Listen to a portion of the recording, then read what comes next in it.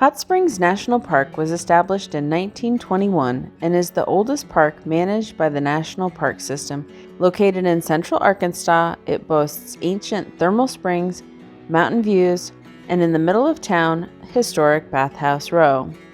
Today we explore this historic park and a few spots nearby worth visiting.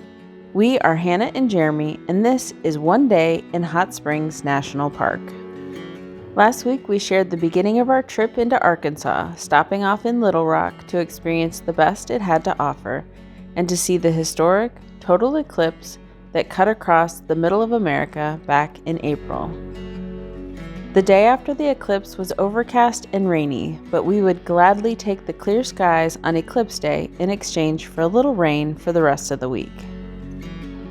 Hot Springs National Park is located about an hour west of Little Rock and can be easily accomplished as a day trip if you want to make your home base in the Little Rock area, which is what we did. There is a free parking garage right near the main downtown area, but it does fill up, so if you're here during peak times, it's important to get an early start. Hot Springs is the second smallest national park, with only Gateway Arch National Park being smaller, and like the St. Louis Arch, the main draw for Hot Springs isn't the scenic hikes or the abundant wildlife, it's Bathhouse Row. By the late 1890s, Hot Springs had become a booming spa town, attracting visitors from all over the country. Today remain 8 bathhouse buildings that were constructed between the years of 1892 and 1923. 2 are still operational as bathhouses, while the rest have been turned into sites for the national park, like a gift shop and a visitor center.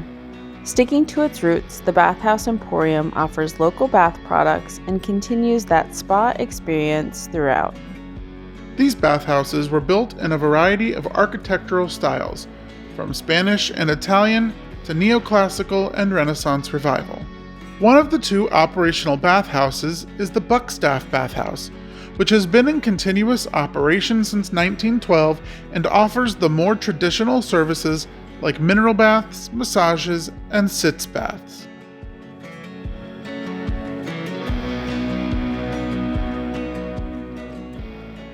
From their website, our bathing experience faithfully recreates the opulence of the 1900s, using original bathtubs and equipment to transport you back in time.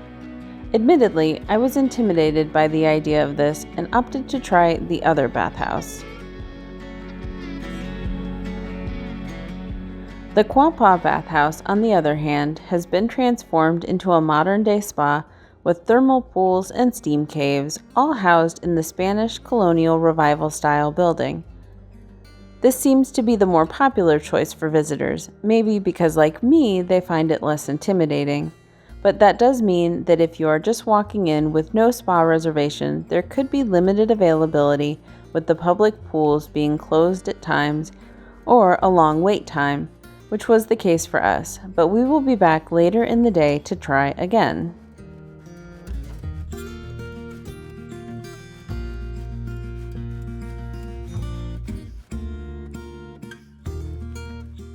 Next door is the Fortis Bathhouse, which today functions as the park's visitor center, housing a preserved collection of all of the different bathing fixtures that were used back in the day, including personal steam boxes and individual tubs.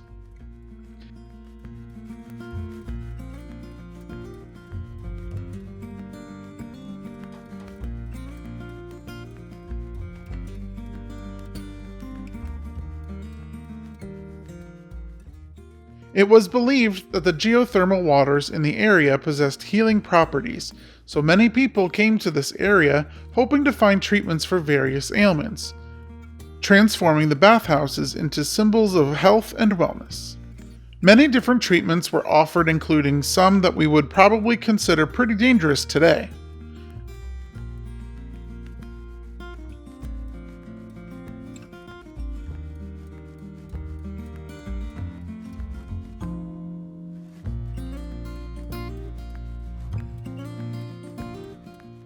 The Fortis Bathhouse was considered the most luxurious bathhouse on Bathhouse Row when it opened up in 1915 and still today has much of the original stained glass and tilework on display.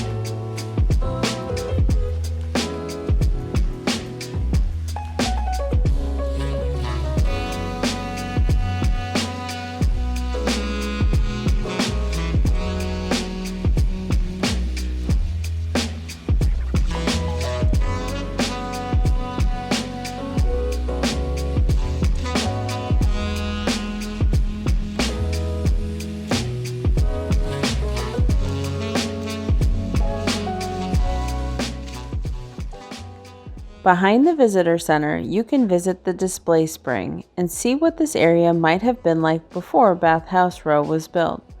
On average, the water arriving to the surface in the springs is approximately 143 degrees Fahrenheit.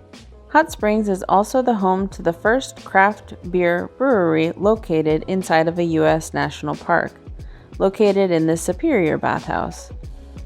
It was unfortunately closed the day that we were there, but it's still interesting to note that this is the only brewery in the world to utilize thermal spring water in its making of its beer.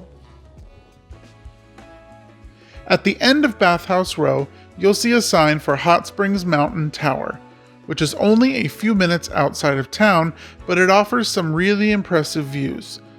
It does take quite the windy drive to reach it.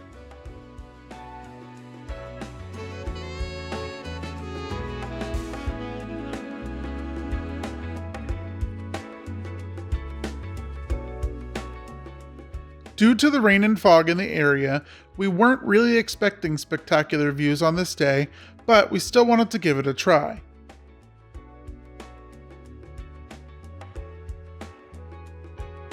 It only costs $8, so it seemed worth a shot. However, when we got to the top via the elevator, it was like being inside a cloud with absolutely zero visibility.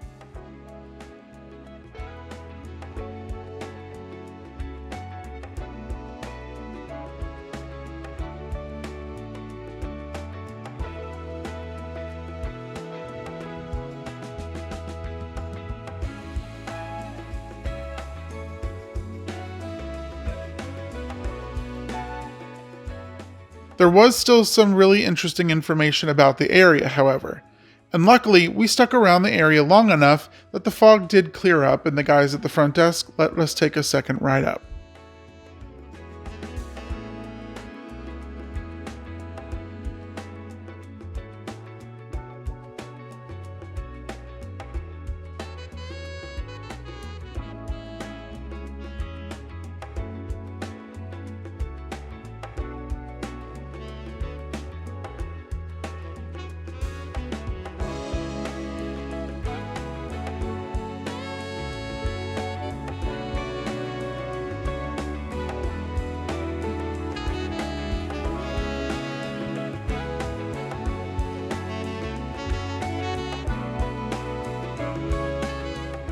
On the way down the mountain, we found the Happy Hollow Jug Fountain, which is a fill station that many come by to use, believing in the health benefits the mineral-rich water gives them.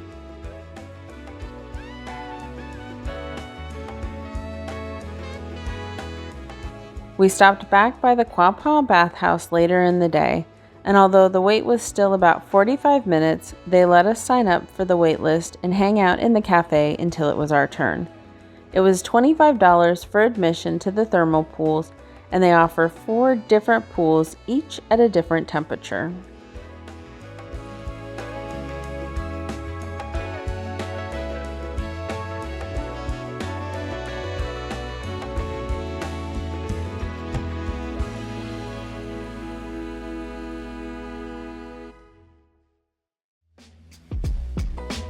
Garvin Woodland Gardens was our final stop of the day. It was about a 15-minute drive from Bathhouse Row. This is the botanical garden of the University of Arkansas, nestled in the picturesque Ouachita Mountains. It was still raining by the time we got there, so most of this footage is on the GoPro.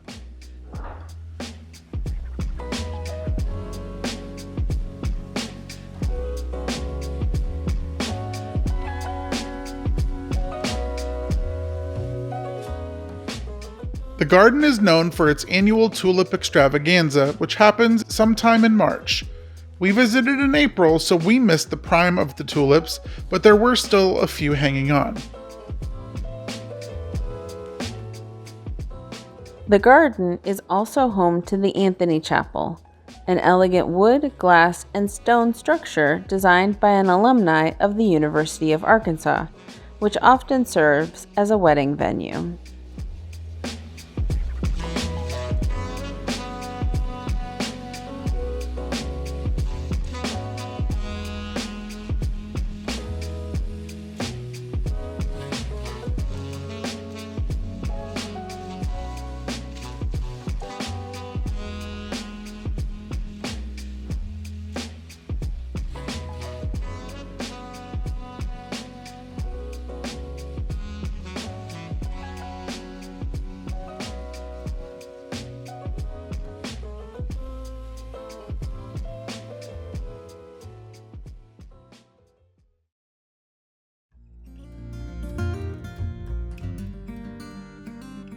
Thank you for joining us. Next time we make our way into West Virginia, our 30th state, and it's our goal to find out why people say that West Virginia is almost heaven.